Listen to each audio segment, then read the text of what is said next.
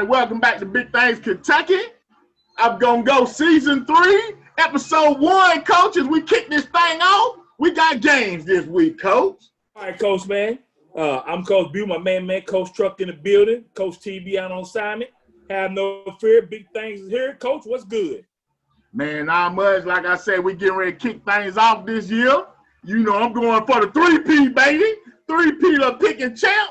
Coach, you got to get your game up, Coach. I'm sorry. Coach, I'm going to come out and win this week 1 off top. I might bring out Mr. Perfect next week, Coach. I got it in my bones. I feel it. Mr. Perfect will make an appearance. Well, man, as we come into this season, Coach, man, you know, a lot of the local schools will be off this week, having a bye week this week. So we only really have a few real games going on. One thing I do know about the season so far, we're going to have an interim city champ. Because nobody's playing Frederick Douglass. It just happened the way the schedules worked out. They were supposed to play Dunbar starting off the season, but that one got pushed back. So that's why we got the game we got for week 1, the North Hardin game, because they lined up. So that's one thing to think about, Coach. So one thing is the streak will continue another year because we won't have a city game. So please, people, don't take it as if the city schools are ducking Douglass. It just have to work out that way. People are really putting more emphasis on their conference schedule and their district schedule. So that's what they're mainly working on. So they try and get a little work before they get into their district play. And that's where it really counts at right there. So we'll have a true city champ this year, but I still think it'll be a great season in the city election. So just, you know, who is your pick for the city champion? If I had to pick, Coach, I'm riding with Dunbar. Coach, Dunbar got the hot hand right now. Dunbar's feeding off what they've done the last couple of years. Coach Johnson has done nothing but get better every year. So I'm really impressed. Interesting to see what Coach Hawkins does over at Bryan State. I feel like there's a lot of talent. I think Bryan State's just still young and they're going to make a leap, but I say they're just still young right now. I think I'm going to have to second that. I do like my Bulldogs to be the interim city champ this year, and then hopefully we get the unification next season.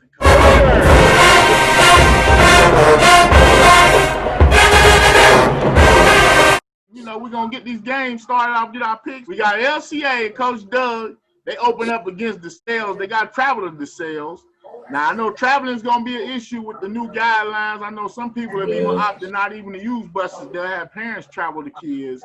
So that way, you know, it saves and everything. So, Coach, with LCA, I mean, you know a lot about them, you know, coming back as far as what we're going. We talked to Coach Doug. How you feel about the Eagles? Man, Coach Doug got a new quarterback and lost Jaden Barnhart and Darius Smith. But they got Will Vernon, who had great numbers, probably second receiving last year. Xavier Brown, who's a running back / receiver in the slot.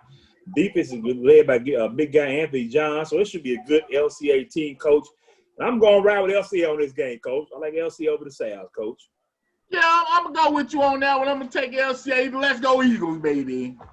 All right, Coach. Next up, we got the East Jasmine Jaguars. I'm going to put them paws on them, baby. They got Painsville coming into the cage. You know, we had a chance to get out there to see my Jazz. But, you know, hey, we on our way. We're going to catch up with y'all eventually before it's all said and done. Now, we done lost a lot, man. But we got the big line coming back, and, you know, we like to run the ball. So, Coach, man, do we pick up where we left off and go on to that next level or what? How you feeling about the Jazz? Man, I like the Jaguars. I'll tell you what, they got my guy DJ playing linebacker. He's probably one of the top tacklers in the state last year. On offense, I got my guy Taji over playing running back. And it's once again, like Coach said, it's going to be a running back by committee. So, hey, Coach, I like the Jaguars in this one, Coach. You like the Jaguars over Painsville? Give me the Jags, Coach. Wow, as you say. Hey, I'm right there with you, though. Let's go Jags, baby. Wow. All right, Coach. Next up, we got a big one, probably one of the better games. We got Bryan Station, your defenders, my defenders, you know what I'm saying? Defenders. Heading to Scott County to take on my Cardinals, baby. Red Heat. Hey, it's a bad way to open the season. This could get ugly quick. What you got, Coach? Coach, I'm going to let you pick this one, but I'm just going to give a shout out to a few cats. My guy, Demarius Day Ross, young cat fullback. See the kid working the weight room all offseason, looks good. Of course, you got Damon Green. I'm tell you right now. Duncan put in the mayonnaise jar. My guy, Damon Green, may be the breakout player of the year in the city. Watch him work. course, you got my guy, Day Taylor, played for us at Douglas. I like him, Coach. And the Lions nice, Coach, over there. I ain't gonna lie. They Lions nice. People sleeping. I think Bryan Station might have one of the better offensive and defensive lines in the city this year. So, and that could be a strength coming out early. It's just a matter if they gel. Big Gio, you know what I'm saying? Hey, I like Bryan Station's line, but my Cardinals just too much, baby. We finna go on and do what we got to do. My coach McKee finna ride out. Let's go Cardinals, baby. Coach, we doing Zoom, so I don't know if I can zoom my camera, but I'm gonna try.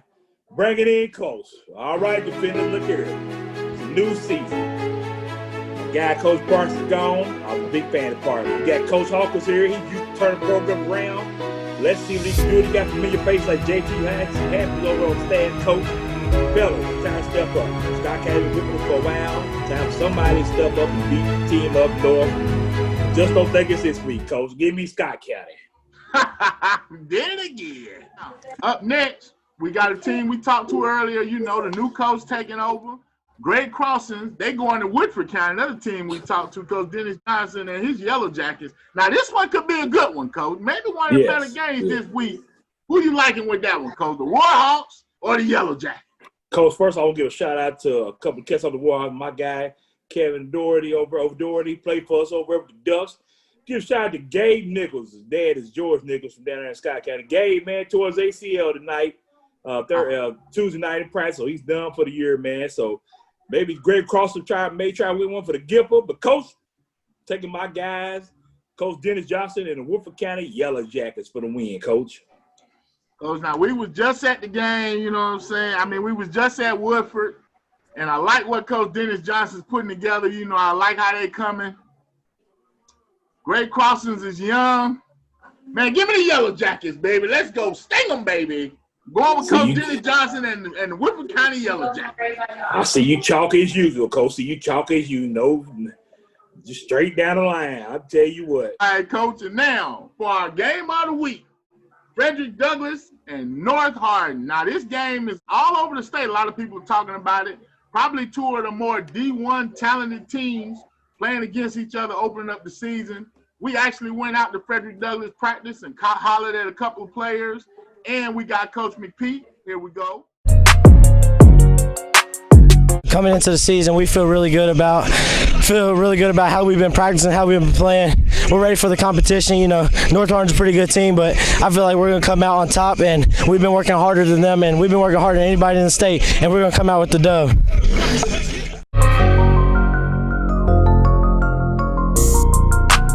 North Hardin's a really good team. I feel like we're ready. We're prepared. We've been working these past couple weeks. I feel like we're ready. You got anything to say? We ready for Friday, and we all focused. Hey, Coach, man, we're getting ready to finish this season, Coach. We finna finish now. We got to do what we got to do. You know, Friday we get games going. You know, unfortunately, we're not going to get a chance to defend our city championship. It'll be an interim city champion this year. But we get to, broaden our expectations and horizons. This week, we welcoming in North Hardin, Coach. How'd that come about? Well, we were scheduled to play Dunbar, as you guys know, and Tates Creek was scheduled to play North Hardin. And, Tates Creek and Dunbar, felt like they needed a little bit more time to get ready for their seasons. So it kind of worked out where, us and North Hardin kind of had an open week on that first, Friday we're allowed to play. So for us, it just kind of worked out. Obviously, they got a really good team. Coach Thompson got, a lot of Division I players. Obviously, we have some as well. It's not often in the state of Kentucky that you're going to have multiple D1 athletes on the field at one time. That doesn't happen very often in this state. So. How are you looking forward to this North Hardin game? What are your expectations for it? Because I know a lot of stuff has changed with COVID and had practice get started late.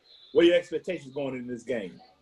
For us, it's, for me, it's kind of scary, just the conditioning piece. We've been running and stuff since the end of June, and obviously there's a lot of protocols and things, and it's been different for everybody in the country. But for me, there's going to be some hiccups, be some bumps. with special teams coming off the field. We've been working a lot on that, but just the overall conditioning piece, because these kids are going to be jacked up, ready to go. North Hardin will be jacked up, ready to go. But when that emotion settles down in the game, where's your conditioning level? And, for both teams, it's probably not going to be quite where it needs to be, where we haven't been doing, a long football camp like normal. Normally we have 4 to 5 weeks to get ready. This week is really just finishing up week 3. So, I'm sure Coach Thompson would agree it's not going to be a pretty ball game, but I think there's enough athletes on both teams to make it look, good, and there'll be some big plays in the game, I think. But for me, the game comes down to special teams. I think who does better on that and can get some, either coverage or return game and make a big play. And then obviously we're going to rely on our defense. We got 9 guys back from a really good defense last year. So we got to be a defensive team first. Now, Coach, what's been the biggest adjustment of actually being the head coach, outside of the COVID stuff? But, just coaching a team, what's been your biggest adjustment being the head coach? I'm blessed with a good staff. We've had to hire some new coaches with Coach Landis leaving. My uncle retired and went to South Georgia, and we've lost some other coaches. Coach Pruitt decided to move back closer to home. So we've lost some really good football coaches, but I feel like I've been blessed to be able to replace those guys in our school building. We're a little bit younger staff overall as far as age goes. So that's been, the energy level's been really good in practice overall. But, if you're around me long, I'm a pretty energized person in practice anyway. So you got to bring it, because I'm going to bring it every day. So I like a very fast-paced practice and coaches moving around, and we've done a pretty good job of that. I would say the biggest adjustment for me is just overall managing all of the things outside of football. The booster club, the admin stuff, and obviously it's twofold with COVID, of all the things that we have to do. Yesterday, after our Labor Day practice, I had 108 text messages on my phone. Wow. Various texts from media and recruiting people and colleges, and that's part of it, and I want to help our young men. But, there's a lot of people that want to come to this game that aren't going to be allowed to come to this game. So, just trying to manage all that and trying to make people understand just that it is what it is right now. The coach, man, of course you got 2 big bookend games, of course with North Hardin and then your last game of the season, Coach. I mean, is this set up to get you ready to make this championship run again this year? I mean, obviously it's week to week right now with COVID. You're seeing that across the country. I mean, at any point in time you could take a 2-week break. Unfortunately. So it's going to be ups and downs and kind of like how it's been the last few months. But I really wanted to try to play, when we had the opportunity with the city schedule being lightened with a lot of different teams kind of going their own ways this year. We had the opportunity. We don't really have a lot of schedule flexibility most of the time. They're pretty much mandated.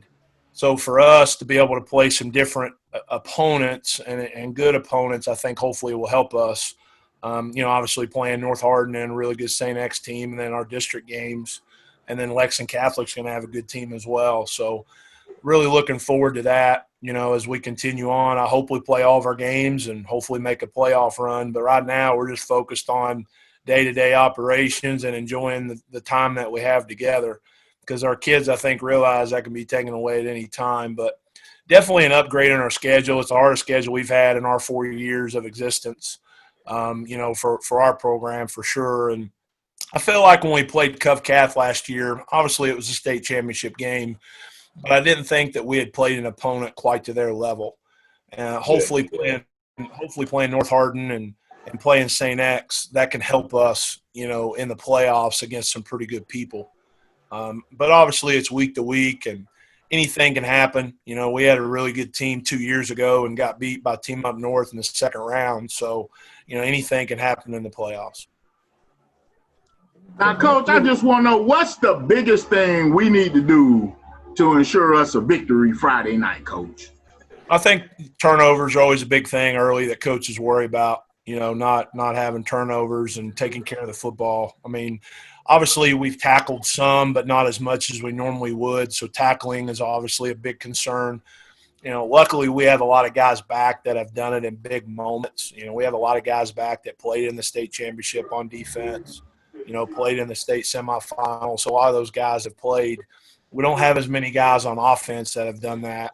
We have a few, but not as many. I mean, we're gonna start 3 new offensive linemen. We had 3 really good ones last year that graduated. So that's a concern for me. I coach offensive line as well. So, just trying to piece that together and kind of fitting those 5 together is a big part of the game as well. So, Coach, man, before we let you go, what's a few players that you're gonna be leaning on, depending on this upcoming season? Of course, you lost Walker Parks to Clemson. He lost a lot of talent. You got a new quarterback coming in this year. What are your expectations of him, and who should be looking out for? Who should we be looking out for? Well, obviously, you got all your Division I type talented kids. I mean, DeKale's back, and he's looked really good in the preseason, and he seems really hungry to have a great senior season. Jaguars obviously a blessing to coach and committed to Kentucky last week, and I think to me he's Mr. Football. It'd be hard for him to win it as an offensive lineman, but he's the best player in our state, in my opinion. It's not even close. Just what he brings to the table, but. Obviously Dane, looking for him to make, even more of a breakout season than what he's been in the past with all his potential. But looking for a big year out of Romarion Warner and Darius Neal. I mean, they need big years. Right now they got a couple D2 offers, which are good, really solid. But I know they want to try to get to a bigger spot if they can. So they need to perform and have some really good film. And then, you mentioned our quarterback, Samuel Cornett. He played at some smaller schools the last couple of years. Not talking bad about that, but, just getting used to the speed of the game. He has a great arm, but just getting used to the speed of the game. This game on Friday will try to prepare him. It's going to be very fast for him.